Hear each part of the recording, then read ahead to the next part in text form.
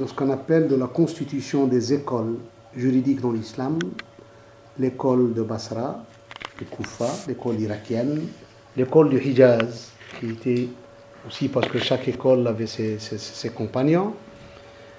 Puis on a parlé des premiers signes, aussi des divisions politiques, où l'islam s'est divisé en trois. Donc l'islam lui-même, suite aux divisions politiques, on a eu, comme j'ai toujours expliqué, trois versions de l'islam. On a eu la version qui a été adoptée par le 95% des musulmans sur terre à travers l'histoire, qu'on appelle la version sunnite. Et on a la version chiite et la version kharidite. Et j'ai dit que ces trois versions, des fois, qui ont des points communs, donc, mais qui divergent dans pas mal de choses dans le fond. C'est pour ça que j'ai dit une fois que la version de le chiisme est une autre version de la religion musulmane. Je dis c'est comme un livre qu'on a les mêmes intitulés, mais il n'y a pas le même contenu. Donc ce n'est pas, on a le même Coran, on a le même prophète, on dit la ilaha illallah, mais on n'a pas le même contenu dans l'exégèse coranique, dans les hadiths, dans l'évolution historique et dans pas mal d'autres choses qui rendent, on est devant une autre version complètement donc, différente à 90% de la version sunnite. Idem pour le kharidisme. Donc ça, on aborde cette année, Inch'Allah, parce qu'on a aussi parlé de l'évolution de l'évolution du chiisme, comment il a évolué. Donc, est-ce qu'il a existé d'abord au temps de l'imam Ali, de ses deux fils, Hassan et Hussein?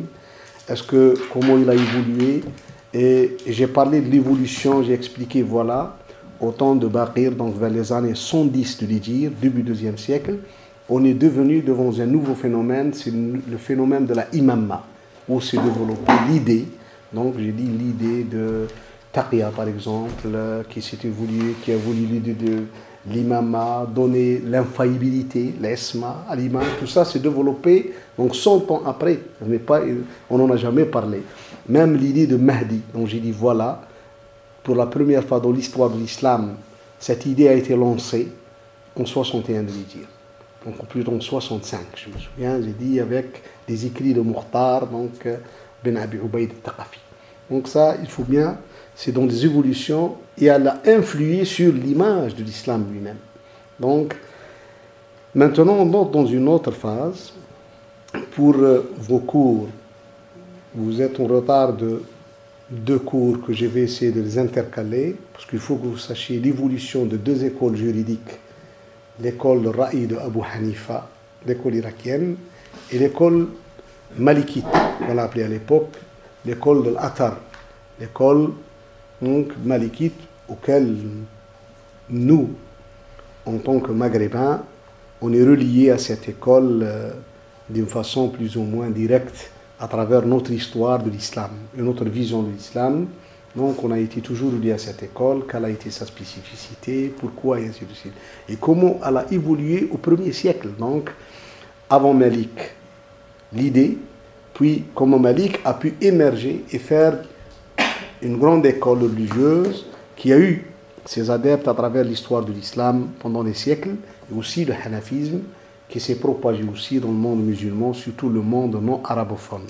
Donc le monde turc, le monde des gens issus de sous-continent indien, donc, et du monde malais, donc les Mélanésiens, donc la plupart aussi sont hanafites. Donc c'est ça, comment ça a évolué. Maintenant, donc ça c'est 2 cours, je vais essayer de les intercaler pour vous donner un aperçu.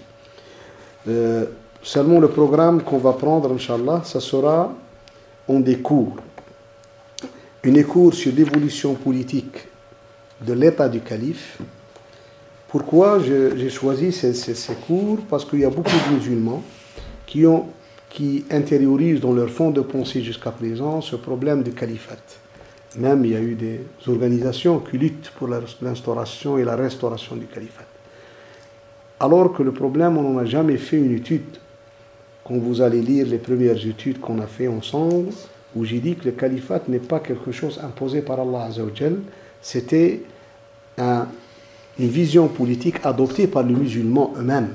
C'était un choix politique adopté par les musulmans. Et ce choix a eu beaucoup d'évolution à travers l'histoire. Il a changé beaucoup de faces. tout en maintenant donc, en place une personne qu'on a appelée toujours le calife, Amir al-Mouminir, commandant de croyants, mais ce n'était pas le commandant de croyants en tant que turc, n'est pas le même commandant de croyants en tant des Mamelouks, n'est pas le même commandant de croyants pendant la décadence de l'État abbasside, n'est pas celui qui était au début de l'État abbasside. Donc il y a beaucoup de différences dans les prérogatives, dans la personnalité et même dans la place de l'idée de califat à travers l'histoire de l'islam. C'est pour ça que j'ai pris la première tranche des califes abbassides, donc Al-Mansour, Al-Mahdi, Al-Hadi, Haroun al-Rachid, ce qu'on appelle l'époque de l'épopée abbassienne, qui était très forte politiquement et militairement, où je veux donner la chose plus importante que les gens oublient, que les califes abbassides se sont désintéressés totalement de l'Andalousie, du Maroc et de l'Algérie. Donc ces deux pays n'ont pas été affrétés à l'État abbasside, n'ont jamais eu au début une alliance ou bien même une allégeance vers l'État abbasside. C'était un peu, ils étaient très loin. Donc je vais vous expliquer qu'est-ce qui s'est passé au tout début de l'État, vers l'année 140 de l'Hégire, où on a assisté à la naissance de l'État omeyyade en Andalousie, puis la naissance de l'État idrisside juste après au Maroc, et l'État roustoumide en Algérie. Et les Abbassides ont installé un État tampon pour mettre fin à ces États qui annoncent leur indépendance vis-à-vis du calife, un État en Tunisie qu'on a appelé l'État aghlabide, qui était relié aux Abbassides. Donc ça, il est très important, parce qu'il y a beaucoup de gens qui croient que le calife commandait le monde musulman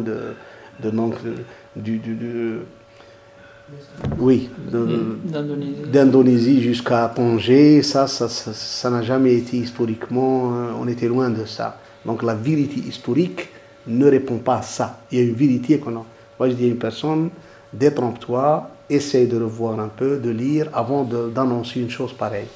La deuxième chose aussi, donc ça, on va parler aussi des problèmes internes qui ont secoué la société musulmane. Il y avait deux problèmes internes. Un problème arabo-arabe qui a commencé au temps de Rachid et qui a donné fait beaucoup de mal au monde arabo-musulman. C'est le problème tribaux qui ont ressurgi la ville de Damas entre ce qu'on appelle la Qaïsiya et donc la Yamaniya. Et je vais vous expliquer ça aussi, qu'est-ce qui s'est passé. Et on appelle la grande discorde, donc c'est une grande fitna de race, fitna tribale. Donc on voit que la société musulmane a régressé, un pas en arrière, donc au lieu de voir dans la Ummah, donc elle était trop retranchée dans les problèmes tribaux. Et en plus, un autre problème qui a ressurgi pendant cette période, on en va en parler, c'est le problème qui persiste jusqu'à présent. Nous, on ne le voit pas en tant que Maghrébins, mais si vous allez dans les pays arabes actuellement de l'Est du Moyen-Orient, ils le vivent. C'est le problème entre les Perses et les Arabes. C'est le problème ethnique perso-arabe qui ont secoué l'État abbasside avec la chute dans ce qu'on appelle donc, les vizirs, la famille Barmak. Donc, quand elle a chuté, c'était une famille d'origine turque, d'origine perse qui a gouverné, donc qui a eu son mot à dire dans les coulisses de l'État abbasside pendant le règne de Mahdi et de Al-Hadi et de Rachid, jusqu'au Rachid les a, donc pour raison d'État, a mis fin à cette tribu d'une façon un peu brutale. Donc on va parler de ça aussi. Donc ça c'est un peu, à mon avis, ça sera le premier cours dont je vais vous expliquer pas mal de choses dans ça. Il y a un autre cours, on va parler à qu'est-ce qui s'est passé, quelle évolution a pris cette califat à l'avènement de Ma'moun. Ma'moun a été une personne un peu étonnante, on en a parlé beaucoup parce qu'il a donné un coup de fouet à ce que j'appelle l'école rationnelle dans l'histoire de l'islam. Donc, quand il a adopté le son des Mu'tazila, donc il a adopté leur stratégie, leurs idées, il les a fait lancer. Il a même imposé le rite aux musulmans en tant que le seul rite de l'islam idéologiquement et tout ça. Il a ouvert le monde musulman sur la philosophie, pas mal de choses, mais il a fait une autre chose dans le domaine politique que les gens ne nous parlent pas. C'est le premier à avoir un peu démembré l'État. Comment il a démembré l'État? Il a été le premier à faire un nouveau système du calife, où le calife nomme une personne, gouverneur d'une province telle que l'Égypte ou Perse, moyennant une somme d'argent, pas plus. Donc, même pas un droit de regard sur les affaires politiques. Moyennant une somme de personnes, ce qui a conduit, donc après Mu'tasim Ouatir, à des États complètement indépendants en Égypte, qu'on appelait l'État d'Ibn Touloun et l'État de l'Irshid, et l'État Ibn Tahar, l'État des Beni Saman et consorts, qui a commencé à prendre de l'ampleur, et c'était le début de ce qu'on appelle, ou les sultanats, donc la naissance du sultanat, qui ont pris le dessus sur la métropole, sur le calife lui-même, où le calife n'est devenu que l'égal de son nombre, donc il n'avait rien, c'était les sultans qui commandaient. Et ça, c'était un peu l'erreur de Ma'moun. Et ça me fait jamais, je n'ai vu, en toute honnêteté, une bonne étude pourquoi Ma'moun a eu recours à ça. Est-ce qu'il a trouvé que c'était impossible de gérer? C'est une forme de décentralisation mal gérée, mal vue, donc ça, il faut bien le discuter. Inch'Allah, on va le bien discuter pourquoi. Et autre chose aussi, on va aussi essayer de les prendre en même temps. Une chose aussi qu'on doit, malheureusement, on est en train de vivre, et c'est un peu le chaos que nous vivons tous dans le monde musulman. Aux deuxième époque, parce qu'il y a un peu trois époques de l'État abbasside. La première, celle-ci, puis on va parler de la deuxième, la troisième et la quatrième. La deuxième, elle est plus grave, où on a vu un peu où les militaires commencent à s'immiscer dans les affaires de l'État et à désigner le calife, ou à prendre le plus faible dans la famille. Et on va voir où des califes ont été tués, des califes ont été un peu rendus bornés pour qu'ils ne peuvent pas gouverner, parce qu'il n'a plus les conditions requises par la charia pour être calife, ainsi de suite. Et c'est une période un peu malheureuse dans l'histoire de l'islam. Il y a la nuit avec l'intervention des servantes, parce que la plupart étaient mères des califes, où il y a eu une déliquescence dans les affaires de l'État. Le problème, celle-ci, elle a régi, cet État a régi le monde musulman jusqu'à nos jours. Parce qu'on va l'avoir dans l'État mamelouk, on va avoir dans l'État ottoman. Pourquoi l'État ottoman un peu s'est imposé? Comme vous voyez par exemple, en suivant juste un petit feuilleton qui passe dans les télévisions du monde arabe actuellement, Harim Sultan, on voit comment la femme qui a été celle de Sulayman, elle a fait de l'État, elle était devenue, elle, la patronne de l'État. Effectivement, après sa mort, elle a dirigé l'État pendant 20 ans. Et même ce qu'on appelle en turc le Sadr al-A'tam, le Premier ministre, n'avait aucun mot donc, à dire. C'était les décisions d'une femme qui était mal intentionnée, qui avait la malintention de nuire à l'État elle-même. Donc, c'est des problèmes Et c'est là où on a vu, et c'est là où je vais mettre un peu une relation avec le fiqh, aussi sa régression, comment il a régressé, donc le droit juridique lui-même, quand il a pris en considération ce qu'on a appelé Ahlul Hill wal Aqd. Le mot, vous allez le voir revenir chez les musulmans, dans leur fiqh, dans Ahlul Hill wal Aqd, dans les gens qui délient, donc qui lient les choses et les délient en même temps. Et ça, en les voyant, vous allez trouver les gens qui lient et délient, ce ne sont que les militaires. Et vous allez entendre des mots un peu... c'était la vérité historique, une personne telle que Ibn Khaldun, telle, vous allez voir que les militaires ont commencé à imposer un style aux civils, ce qui a été même dit par un grand poète qui était Al-Mutanabbi, quand il a dit, nous les gens qui parlent, qui savent, les savants, tout ça, nous ne sommes que des serviteurs des gens qui ont l'épée.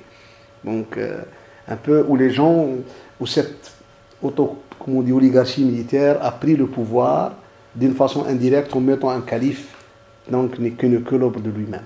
Ça a commencé au deuxième, et ça influe sur l'islam. Ou-même, dans une de mes conférences à Paris, j'ai dit, écoutez, le monde musulman est régi par un syndrome. Ce qui se passe en Égypte actuellement, en Algérie ou ailleurs, c'est le syndrome mamelouk. C'est le syndrome mamelouk où les militaires n'arrivent pas à inculquer une culture qu'ils vont laisser le pouvoir à d'autres. Donc, ou bien on essaie de mettre quelqu'un donc, pour le faire passer, ou bien c'est eux qui prennent le devant de la scène. Et ça, c'est ancien. Quand vous allez voir ça avec ce qu'on appelle dans l'histoire turque, on les appelle al-inkishariya, donc les janissaires. Donc, ça a été le même système qui a régé le monde sunnite et le monde musulman pendant des siècles. Et on a vécu sous ce... C'est pour ça qu'on n'a pas émergé intellectuellement. Il y a pas mal d'idées qui ont été que les gens ne sont pas les seuls qui connaissent. Hein. D'autres avant nous avaient connu. Ils étaient des connaisseurs mieux que nous, hein, dans les idées plus libres. Ils pouvaient faire avancer les choses, mais par peur. Il y avait la peur qui s'est installée parce que les gens qui gouvernaient ne voulaient pas des gens intellectuels. Donc ça, on va la voir aussi. Et de cela, ça nous va mener au troisième, donc à la troisième, donc sous ça, on va parler de la troisième époque de l'État abbasside où les Boéhides ont pris le pouvoir. Donc le calife n'était que l'homme de lui-même, et ainsi de suite. Les Seldjoukides. Les Seldjoukides, pourquoi il faut qu'on insiste à les mettre seuls? Parce qu'ils ont eu je peux dire, ils ont eu le plus grand impact sur la religion musulmane sunnite. L'islam que nous avons vécu actuellement, date de l'époque seldjoukide. Donc l'islam actuel, les Qatrites, c'est l'époque seldjoukide qui est... Parce que l'État omeyyade n'est pas trop intervenu dans la régie des affaires de la religion. Par contre, l'État abbasside, elle a voulu même façonner l'État. Donc, et ça, on va en parler dès le début. Pourquoi? Donc, les Abbassides ont voulu façonner, donner une image, et leur intervention dans le dogme religieux était plus perçue que l'État omeyyade. Donc, il était plus perçu, plus visible. Et même le fiqh, ils ont essayé de le façonner à leur façon, à donner au calife tous ses prérogatives, ses fatwas, par exemple, qui donnent le droit de tuer l'un tiers pour sauver les deux tiers, ainsi de suite. Tout ça, ça a été de cette époque-là. Donc, c'est une époque où vous allez... Parce qu'ils sont suivis, hein, ces deux cours, le programme il est suivi là. Il a l'évolution politique, il a aussi l'évolution culturelle. Hein. Donc religieuse, culturelle, qu'est-ce qui s'est passé en même temps? Qu'est-ce qu'on voit? L'État, qu'est-ce qu'elle a utilisé pour faire donc passer son message? Donc qu'est-ce qui a été? On va parler de ça. Et on va parler aussi de l'évolution du chiisme. C'était l'époque du chiisme septissima. C'est pas duodécimain. Actuellement, on est dans l'époque duodécimaine chiite. Donc, ce qu'on appelle l'imamiyya al-ithna ashariya. Les gens qui sont en Iran. Mais l'époque, celle qui a fait beaucoup de tort aux musulmans, c'était l'époque ismaélienne. Et l'époque ismaélienne, on va parler comment le chiisme s'est scindé. On va en parler de ça. Donc, comment il s'est scindé entre duodécimain et septissima. Ça aussi qui remet en cause pas mal de thèses chiites. Donc sur la famille prophétique et consorts. On va parler comment est né l'État fatimide. L'État fatimide, il ne faut pas oublier qu'elle a laissé ses racines chez nous, au Maroc et en Algérie. Elle a été présente. Et elle nous a utilisés aussi pour reconquérir l'Orient, pour partir reconquérir l'Égypte et reconquérir l'Orient. Puis la naissance d'un système de déstabilisation du monde sunnite par les Fatimides et par les Ismaéliens, dans ce qu'on appelle la naissance de la grande organisation criminelle, les assassins, ou les hachachin. On va en donner à cette... Parce que je vois actuellement qu'on vit aussi dans le retour de cette association criminelle, donc, qui est utilisée à des fins de nuire à l'islam plus qu'à des fins de servir l'islam. Donc, il faut bien connaître comment elle est née, cette... Puis on va parler de certains groupuscules qui vivent en marge, qui ont vécu en marge après le déclin des Ismaéliens, en marge des sociétés musulmanes, telles que les Bahara en Inde, telles que les Druzes de Syrie et Liban, tels que les Alaouis, donc les Alivis de Turquie, tout ça, leur évolution un peu, qu'est-ce qu'il y a? Ils ont vécu en marge des sociétés sunnites, dans la société sunnite, depuis le XIVe siècle jusqu'à présent. Donc on parle en même d'évolution du décimène, comment elle a évolué de l'imamat vers du décimène, l'idée de Mahdi, la grande Ghaïba. Donc auquel l'imam caché n'est plus venu. La petite, puis on a dit 40 ans, première année on a appelé la petite, puis plus 40 ans, 80 ans, elle est devenue la grande Raïba. Puis l'imam caché est vivant, mais pour pouvoir, il viendra le jour. On a commencé à bâtir toute la religion chiite. Elle est basée sur, actuellement, toute la thèse chiite est basée sur cet imam caché qui va revenir. Donc on va aussi parler de ça. Et je vais souligner un virage très important dans l'évolution du chiisme, comment le chiisme a adopté officiellement les thèses de Abu Ahmed al-Moussawi et ceux de ses deux fils qu'on les appelle Radi et al-Murtada. Et d'ailleurs le livre de Nahj al-Balagha date de cette époque, et la plupart des livres qui ont été conçus donc datent de cette époque, où il a adopté ce qu'on appelle l'idée des rawafid, des gens qui insultaient les compagnons du prophète, à leur tête Abu Bakr et Omar et les femmes du prophète et tout ça. Il a été adopté officiellement. Il a existé officieusement, mais il a été adopté officiellement par le rite à cette époque-là. Donc on va aussi souligner, voilà, qu'est-ce qui s'est passé exactement, et on a adopté ces idées-là. Abu Ahmed al-Moussawi, comme ça. C'est quelle époque encore? C'était l'époque de l'imam Ta'i', c'était l'époque de la deuxième époque État abbasside. Non, l'époque abbasside. Donc, cette époque. Donc ça, on va revenir. Moi, je vous donne un aperçu du programme annuel que Younes va Inch'Allah, le faire en français, vous l'envoyer dans vos emails. Donc moi, juste, je vous donne, voilà, on va passer le premier acte, puis voilà ce qui s'est passé, puis l'Udissima. Maintenant aussi, je parle de l'évolution, en même temps, ça c'est l'évolution politique. Hein. Je parle de l'évolution religieuse. On va aussi parler de l'école rationnelle al-Mu'tazila, qui était la première école du deuxième siècle à émerger, à émerger. Pourquoi al-Mu'tazila? Quelles ont été leurs idées, leurs hommes? Ce qui nous étonne tous, qu'ils étaient rationnels, mais pourquoi ils voulaient imposer par la force leurs idées? Donc quelqu'un de rationnel laisse l'idée elle-même s'imposer chez les gens. On n'impose pas de force et on ne la prend pas comme dogme unique de l'islam. Une réflexion ne peut jamais être prise en tant que dogme de l'islam. Il est imposé aux gens en tant que dogme de l'islam, chose qui a été un peu que j'appelle les erreurs des Mu'tazila et l'erreur fatale qui a conduit à leur disparition. C'est l'erreur fatale qui a conduit à leur disparition. Puis je parle aussi d'une chose, pourquoi ils ont utilisé eux-mêmes la force, donc la tuerie de Ahmed Ben Nasr, al-Khouza'i, qui a été contre à Bagdad, et ils ont un peu légitimé après les idées salafistes, la naissance un peu de cette mouvance salafiste. C'était un peu les prémices de la naissance de cette idée salafiste. On va parler aussi de Shafi'i. On s'en sait compte de les dire. Donc, où Shafi'i a commencé à éteindre aussi ses idées. Parce que, pourquoi je dis Shafi'i?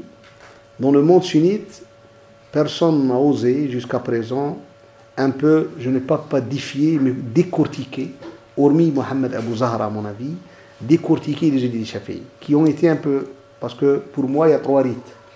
Et les trois écoles juridiques, l'école Hanafite, l'école Malikite, l'école Shafi'ite, j'ai expliqué dans un de mes cours, leur problème c'était l'approche de la sunna. Comment se comporter envers un hadith, ou avec le hadith. C'était l'approche de la sunna. Pour Abu Hanifa, tout hadith était conditionné par le Coran. Donc je vous donne un exemple. Quand on lui a dit qu'il y a un hadith, par exemple, qui interdit à la femme musulmane de se prendre en charge pour se marier, il a dit qu'elle doit avoir un tuteur. On lui a donné le hadith. Il a dit non. Pour moi, je ne prends pas ce hadith en considération. Parce que j'ai un verset coranique qui passe avant, qui a donné à la femme le droit de disposer d'elle-même. J'ai un verset coranique dans Surat al-Baqarah qui dit فَلَا جُنَاهَ عَلَيْهِنَّ فِي مَا فَعَلْنَ فِي أَنفُسِهِنَّ مِنْ مَعْرُوفٍ. Donc après le divorce, ou après la mort, donc après passer la mort, ça, ils sont libres de s'auto-disposer. Donc, min ma'rouf, ça veut dire qu'ils ne font pas le haram, qu'ils ne font pas quelque chose qui n'est pas légal. Donc, c'est prendre le destin en main pour se marier. Donc, elle doit avoir son mot, elle n'a pas besoin de tuteur. Par contre, le hadith qui a été cité, que toute femme qui se marie sans un tuteur, donc son mariage n'est pas valide.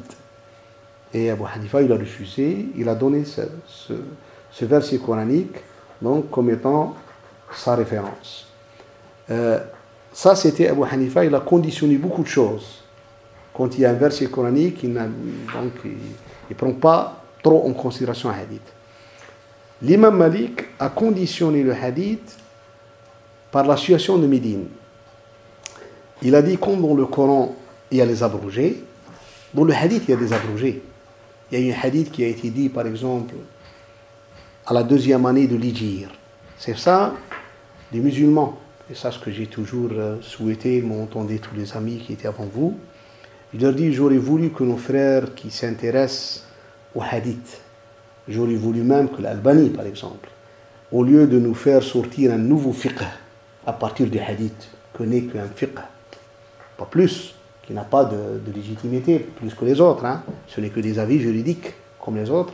J'aurais voulu qu'une personne qui s'est vraiment intéressée à revoir, à faire un peu de la correction des hadiths, tout ça, de sortir de ce problème donc de authentique, non authentique et tout ça, parce que ça a été fait avant. Ça a été fait par des gens comme tel que Bukhari. Bukhari a fait un grand effort, on va en parler sur lui, un grand effort, tel que l'imam Muslim, Nasa'i et ainsi de suite. On fait des efforts pour dire, écoutez, ça c'est authentique, ça c'est faux. Donc, mais non pas fait sortir un fiqh à partir du hadith, une juridiction par hadith. Ils ont laissé le soin aux juristes. Ils ont dit, voilà le hadith sahih, et c'est au juriste de dire, voilà, je le prends tel avis, parce que j'ai un hadith que le Bukhari a cité, ainsi de suite. Ça a été comme ça la règle dans le monde musulman. Mais ce qui est important, j'aurais voulu que nos frères qui s'intéressent font un peu de l'historique du hadith lui-même. Parce qu'on a un problème pour dire dans quelle année a été dit ce hadith. Si je vois par exemple, et puis la lecture du hadith, pourquoi le prophète a dit ça? Pourquoi le prophète a dit ça? Le prophète est un prophète, il ne dit pas n'importe quoi, il pèse ses mots. Donc quand le Coran il a dit la yantiqu anil hawa, ça veut dire qu'une personne pèse ses mots. Donc il sait ce qu'il dit. En plus, est-ce qu'il a été dit un avis? Est-ce qu'il a été dit donc comme un ordre de le faire? Est-ce qu'il a été dit comme un souhait? Donc il faut lire ce hadith-là comme on peut le comprendre. Donc hier quand j'ai dit à une personne, écoutez, quelqu'un a dit que par exemple faire la prière de sainte prière à la mosquée est une obligation. Il a pris le hadith par exemple d'une personne aveugle qui est venue voir le prophète sallam, lui a dit est-ce que tu entends la prière, donc tu dois venir, tout ça. Je dis oui, le hadith est sahih. Mais ce que tu as fait toi, il faut. Il m'a dit comment? Je dis tu as bâti à partir de ce hadith une fatwa. Alors aucun des musulmans à travers l'histoire n'a pas dit. Je dis ce hadith-là, l'autre hadith qui parle que faire la prière en groupe vaut 25 ou 27 plus que l'autre. Ça, c'est ce qu'on appelle un hadith terrible.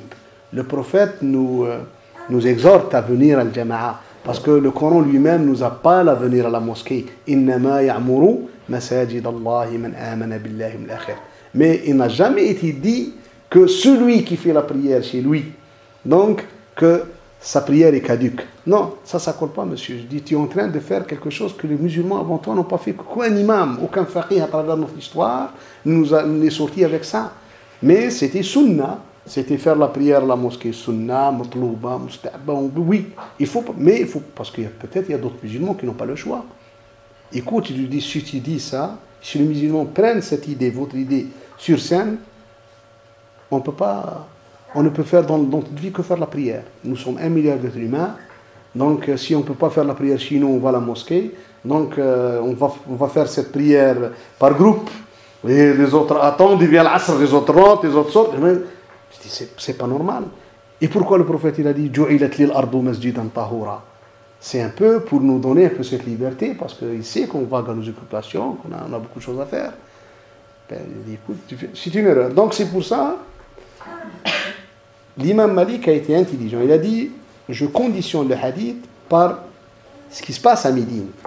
Et il a dit à Médine, c'est là où les compagnons la plupart ont vécu. C'est eux qui ont entendu les hadiths. Et c'est eux qui ont délaissé certains hadiths. Pour d'autres. C'est pour ça quand on lui dit par exemple que voilà le prophète a dit ça, il a dit non, mais on lui a dit parler de la tétée par exemple. Il lui a dit que la tétée qui interdit le mariage c'est 5 tétées. Il a dit non. Il y a l'unanimité à Médine qu'une gorgée ou 2, ça suffit pour l'interdiction. Il a dit une gorgée ou 2. Les gens ne peuvent pas à Médine, les gens ne vivent que sur le prophète. Médine, c'est une ville qui n'a pas de valeur, qui n'a rien, on ne parle de rien à part sur le prophète sallallahu alayhi wa sallam. Les gens à Médine parlent sur le prophète, où il a vécu, où il est resté, tous les coins là où il a donné quelque chose, où il a fait quelque chose, l'apprennent par cœur les gens. C'était un peu, comme on dit, retransmis congénitalement. Les mères, les filles, tout le monde sait. Voilà, donc on nous a dit que ici le prophète a parlé, ici le prophète a fait ça, ici le prophète. Donc les gens savaient. C'est pour ça qu'il a dit ne me dites pas tel ou tel. Donc c'est pour ça le fiqh malikite il est basé, tout son fiqh, ce qu'on appelle dans les musulmans, amal ahl al-Medina. Les gens de Médine ne faisaient pas 2 prières par exemple avant le Maghrib. Ils rentraient, quand le Maghrib fait l'adhan, 2 ou 3 minutes, ils se lèvent pour faire la prière du Maghrib. Et ça c'était au temps d'Omar Khattab lui-même. Donc ils n'attendent pas 10 ou 15 minutes. C'est pour ça les Malikites au Maroc, en Algérie, tout ça, pour eux le temps du Maghreb il est rétréci. Juste après la prière, quelques minutes, 3-4 minutes, on fait la prière. Il ne faut pas laisser. Donc, ça c'est des idées. Voilà, il se base sur ça. Shafi'i, non. Shafi'i est venu avec une autre rhétorique. C'est un peu ce qui se passe actuellement ici à Bruxelles. C'est que le hadith doit être pris tel qu'il est. Donc, j'ai un hadith, je le prends. Je n'ai pas à... C'est pour ça qu'il a dit « Ida sah al-hadith ou fahuwa madhabi ». Ça, c'est l'idée de Shafi'i, que sur les hadiths authentiques, prenez le hadith et laissez ma parole. Donc, si vous trouvez que ma parole n'est pas conforme à ce hadith-là. Et ça a mis... On va discuter de ça, c'est très important. Donc, c'est pourquoi Shafi'i a élevé le hadith au rang du Coran. Ou même, il a dit qu'un hadith authentique peut abroger un verset. Donc, chose qui a mis un peu beaucoup de dégâts dans le monde musulman. La deuxième chose, par exemple, il n'a pas pris en considération, comme je vous ai vu, le travail des gens donc surtout dans ce qu'on appelle l'ibadat, l'adoration, parce que ça n'a pas changé. Nous, je m'excuse pour les gens qui sont nés ici, mais les gens qui sont nés au Maroc, à l'âge de 7-8 ans, ils savent qu'est-ce que c'est que l'adhan. Hein? Ils savent différencier l'adhan al-Dohr de l'adhan al-Asr de l'adhan al-Maghrib. Donc, à l'âge de 8-9 ans, parce qu'on a vécu dans une société qui ne vit que sur ça. Donc, ta mère te dit... Aussi, hein, ici, on n'entend pas. On n'entend pas, oui, on l'entend, on a vécu ça. Donc, c'est pour ça, quand on a dit à l'imam Malik que le adhan il a cette forme, il a dit jamais. Hein. On a vécu ça 100 ans, personne nous a dit qu'il y a eu un changement dans l'adhan. Hein. Il a dit non, on ne vit que sur ça, c'est impossible. Donc, et quand zakat al-fitr et ainsi de suite. Donc ça, l'imam Shafi'i a eu surtout cette abrogation de hadith authentiques, tout ça, qui est contraire aussi à l'idée d'Omar Khattab. Omar Khattab a refusé qu'un hadith abroge un verset coranique. Ça a été en son temps, elle a été discuté. Donc on va voir tout ça parce qu'il influe actuellement sur notre comportement. Nous, en tant qu'ici, je le vois, moi, je vois l'influence. Comme j'ai parlé aussi, on va parler de Ahmed ibn Hanbal. Et on va parler de l'école, un peu, l'école ce que j'appelle des transmetteurs de hadith. Donc, le muhaddithoun, aussi la révolution. Comment ils ont évolué. Au début, ce n'était que hadith, par exemple, da'if, sahih. Puis on a mis toute cette science. Donc, mu'attal, il y a eu toute une science. Ilm al-jarh wa al-ta'dil, ilm ulum al-hadith. Ça a été une science qui a évolué à ce temps-là, pas avant. Hein. Donc, pas avant, on a fait cette science. Donc, les imams l'ont fait. On fait avec des conditions. Ce hadith peut être mis dans cette case. Donc, quand est-ce qu'il est pris le hadith en considération? Quand est-ce qu'il n'est pas pris? Sahihu li ghayrihi, sahihu li dhatihi. Donc, il y a beaucoup on va voir ça aussi. On ne va pas faire de ilm al-hadith. Hein. Attention, ça, il faut le faire avec d'autres imams hein, qui sont spécialisés dans ilm al-hadith. Moi, je veux dire, voilà, cette science est parue par cette période.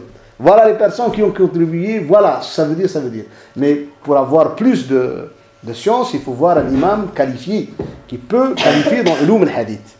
Moi, je donne des avis, voilà. Avant, impossible. Ne me dites pas que, par exemple, que ce ilm de jarh ou ta'dil, donc, a existé au temps des compagnons. Il n'a pas existé au temps des compagnons. Donc, ça a été dans l'évolution de ilm al-hadith. Voilà ce qui s'est passé. Donc, voilà.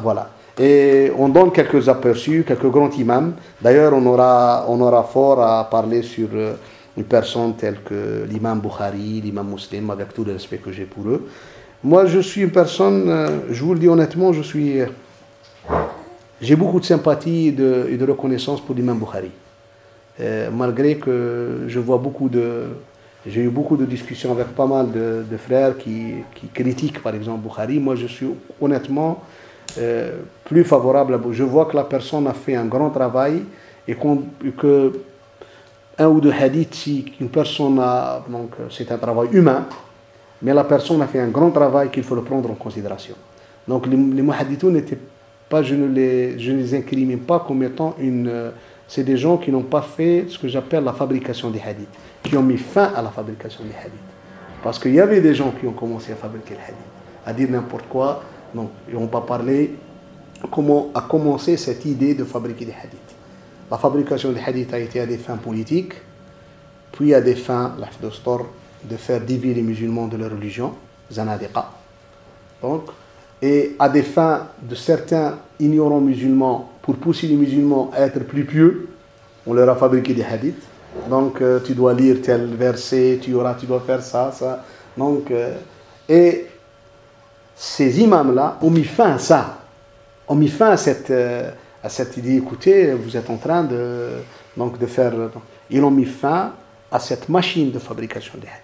Donc, tels que Ibn al-Mubarak. Donc, c'était des gens, il faut les prendre en considération. Il faut qu'on soit clair, honnête avec nous-mêmes et mettre ça sur la table d'une façon si scientifique, donc académique. Donc, ça. Qu'est-ce que vous reprochez à l'imam Bukhari? Certaines personnes parlent qu'il y a 5 ou 6 hadiths, comme quoi, qui sont faibles, qui n'a pas appliqué ces conditions. Par contre, d'autres personnes essayent de le rejeter. Donc, il y a par exemple, la faction chiite, elle attaque trop l'imam Bukhari, plus qu'il en faut. Alors, quand on va voir dans le chiisme, Al-Kafi n'est pas indemne. Hein? Al-Kafi, d'ailleurs, n'a jamais été sujet jusqu'à présent à une étude académique. Il est pris comme étant une référence chez les chiites, mais personne n'ose, malheureusement, chez les marja, que je ne dis pas qu'ils sont des ignorants, ils connaissent dans leur religion bien, mais personne parmi eux n'a osé dire, écoutez, le Kafi n'est pas blanc comme neige. On a beaucoup de choses qui ne sont pas vraies.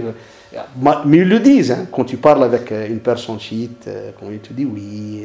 Mais les gens ont peur.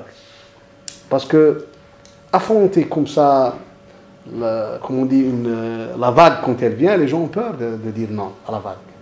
Il y a cette peur.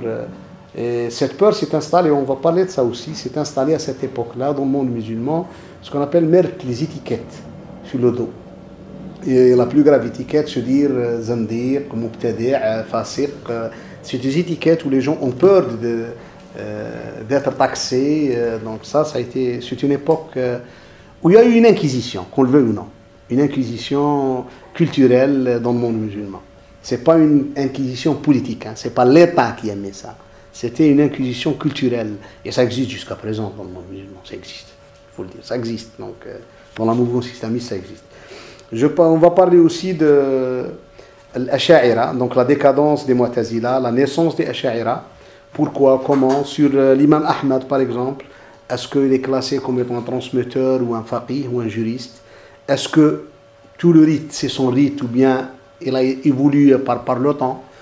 Parce que les musulmans ont mis beaucoup de temps pour adopter le rite d'Ibn Hanbal. Donc, on va parler aussi des Ash'arites dans le dogme, comment ils sont nés.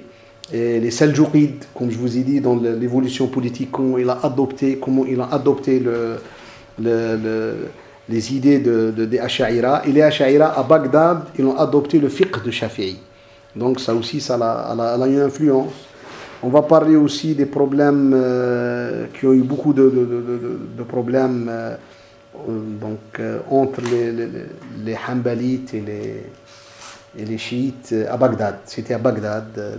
Ce qui se passe actuellement, il a commencé à Bagdad, ça fait des siècles. Donc cette guerre, elle a eu ses débats. Puis on va parler des prémices de la naissance de la mouvance salafiste qui revient. C'est une mouvance qui revient dans l'histoire de l'islam. Chaque 3-4 siècles, elle disparaît, puis elle revient, elle disparaît, puis elle revient. Elle est actuellement à son apogée dans le monde sunnite. Donc elle est actuellement à son apogée. On va parler de ça. Comment elle a commencé. Une faction donc, des Hanbalites. C'est une faction, ce n'est pas tous les Hanbalites. Hein. C'est une faction Hanbalite qui a décidé de se prénommer salafiste. Nous ne reconnaissons pas les Qatrites. Nous avons notre propre fiqh issu directement des hadiths, et notre propre dogme et leurs hommes. Et puis, on va parler qu'elle a eu une interaction vers le début de l'année de 420 de l'Hijr, donc c'est après Daraqutni. Daraqutni est mort en 383. Cette faction est sortie. Daraqutni a été la seule personne qui les a contenus dans le sillage du monde sunnite. Mais après Daraqutni, cette faction a évolué, s'est donné un nom en tant que salafiste à Bagdad. C'était le groupe de Bagdad. Donc, et puis, il a eu 2 évolutions pendant le 5e siècle. C'est une évolution avec Al-Qadi al-Barbahari vers un peu l'école d'Ahirite. Donc l'école d'Ahirite, des fois, si tu trouves actuellement par exemple l'école salafiste saoudienne, elle est plus proche du hanbalisme que l'école salafiste albanie-jordanienne. L'école jordanienne, elle est plus proche de Ibn Hazm, elle est plus proche de Dahiriya. Par contre, l'école de Ibn Baz, Ibn Uthaymin, elle est plus proche du hanbalisme. Donc elle est plus proche des idées d'Ibn Hanbal, malgré que tous les deux se prénomment l'école salafiste. Donc on a ça. On a l'idée aussi comment le Qadi Abu Ya'la al-Farra a un peu adopté l'anthropoformisme. Donc ce n'est que Ibn Taymiyyah après qu'il s'est éloigné de l'anthropoformisme, problème qu'Allah a une main et tout ça. Ça a été dit à une époque, c'est l'époque de Qadi Abu Ya'la al-Farra. Il ne voulait pas d'exégèse ni de métaphore. Il a refusé tout métaphore. Le métaphore n'existe pas dans le Coran. Donc, ça a été vraiment quelque chose qui a secoué le monde musulman à l'époque. Donc, on va en parler de ça. Ça, on va lui donner un cours seul parce que je sais que c'était le début. Pour moi, il y a 3 vagues du salafisme. La première vague, c'était celle-ci. La deuxième vague, on va la voir après, c'est la vague d'Ibn Taymiyyah. Et la troisième vague, c'est la vague du wahhabisme que nous vivons actuellement. Donc, un peu, c'est 3 vagues de salafisme à travers l'histoire de l'islam. Mais la dernière vague, elle est venue avec un vide complet. Nous sommes devant 2 vagues, la vague salafiste, la vague chiite duodécimaine, avec un vide. Avant, le monde musulman avait sa propre école, ses propres écoles juridiques qui le défendaient, tout ça. Ils sont venus, donc les autres écoles sont en nette régression, il n'y a pas de gens qui les défendent et tout ça. C'est le problème qui secoue le monde musulman contemporain. Par ordre chronologique, les 3 vagues, c'est la première, c'est... La première, c'était celle-ci, de l'époque du 4e, 5e siècle de l'Hijr. Oui, en 11e, 12e siècle. La deuxième, c'était Ibn Taymiyyah, 13e, 14e. Donc, c'était Ibn Taymiyyah. Et donc, ces 2 vagues ont presque perdu, hein, ils ont coulé. Et elle a été citée par la 3e vague, Ibn Abd al-Wahhab, 18e siècle, 1750. Donc, qui se poursuit, parce que cette vague aussi, elle s'est éteinte. Et elle a été ressuscitée au XXe siècle avec l'arrivée des Saoudiens au pouvoir. Donc elle est revenue en force et elle a fait aussi une grande, comment on dit, une grande émergence dans le monde sunnite actuellement. Donc ça, ce sont 3 vagues. Donc, mais nous, pour le moment, on va parler de la première vague, hein, qui nous intéresse dans le développement historique. Comment elle est venue, quelles ont été ses idées, quelles ont été lancées, quels sont les grands imams qui étaient derrière. quels ont été les problèmes qui ont secoué le monde musulman, parce qu'elle a eu des problèmes avec les Malikites à l'époque de Qushayri, on va en parler, et aussi avec les Shafi'ites, l'époque de Shirazi, consort al-Nadamiya. Donc, et qu'en dernier lieu aussi, on va parler du soufisme. Donc on va lui donner sa place, parce qu'il a vu que le soufisme aussi est né là. Il n'est pas né avec le prophète, il faut le dire. Donc il est né là aussi, pendant cette période. Donc c'est fou le voir. Donc on va parler quelles sont les premières personnes du soufisme. On va parler d'une personne que tous les musulmans lui donnent sa part de respect, c'est Cheikh al-Junaïd. Donc Cheikh al-Junaïd, Arif Billah, tel que Ma'rouf al-Kalkhi. C'était des personnalités soufis, 2e, 3e siècle. Puis quelles sont les caractéristiques du soufisme? Donc, le soufisme, quelles sont les caractéristiques du soufisme? Et puis on va parler de 2 autres personnes aussi, le soufisme qu'on a évolué avec Hallaj et Sahrawardi. Donc il y a eu une évolution dans le soufisme et l'interaction avec les autres dogmes étrangers donc, qui sont loin de l'islam, tels que le bouddhisme, tels que le hindouisme, tels que la culture hellénique et consort. Donc quels a été le poids des extérieurs qui a été donné au soufisme et les prémices de la naissance de ce qu'on appelle les grandes confréries soufis à travers le monde musulman. Donc, comment ça est né? La Qadiriya, donc Cheikh Abdel Qadir à l'époque, et la Naqshbandiya, et la Rifa'iyya et consort. On va parler pas mal de. On va les prémices des idées, et là aussi on va parler de l'État, parce que l'État a soutenu aussi, il y avait un but politique à une certaine époque dans la soutenance des soufis. Et d'ailleurs, du XIVe siècle, tu peux dire, jusqu'au XIXe siècle, l'islam lui-même a pris ce cachet soufi. Donc, vous ne pouvez pas trouver, par exemple, un imam, un alim, une personne qui n'est pas liée de loin ou de près à une confrérie soufie. Parce que les soufis avaient le pouvoir dans le monde musulman, ils avaient leur intervention dans les palais, donc c'est eux qui décidaient de pas mal de choses, surtout pendant la période ottomane et mamelouk.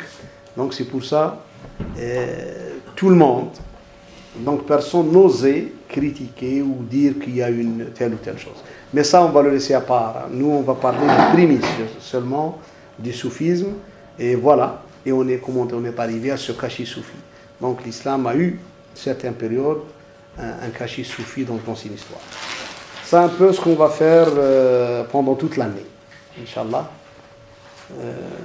J'espère, Inch'Allah, qu'on pourra, Inch'Allah, le terminer. C'est un programme vraiment chargé. J'essaierai le maximum de donner le plus grand maximum des infos historiques, des décisions historiques qui ont influé sur le cours de l'histoire des musulmans. Donc ça, Younes, j'espère qu'il va, Inch'Allah, le traduire et vous le passer par le net. Est-ce que vous avez éventuellement des références de livres? Oui, je vais essayer de faire une liste des références et vous la donner. Mais ça, malheureusement, ça la plupart en arabe. Je m'excuse, je ne sais pas si je peux trouver des références en français. Mais j'essaierai de vous donner des références en arabe, Inch'Allah, pour que vous puissiez les lire. Donc, pour que vous serez à jour dans l'évolution historique. Donc, ça, c'est